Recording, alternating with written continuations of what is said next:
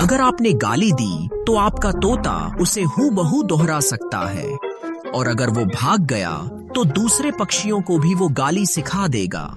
दरअसल तोते अक्सर सुनी गई आवाजों की नकल करते हैं। जंगल में नई बोलियां उन्हें ज्यादा होशियार दिखाती हैं। फिर बाकी पक्षी भी वो शब्द रट लेंगे और अपने बच्चों को भी सिखा देंगे।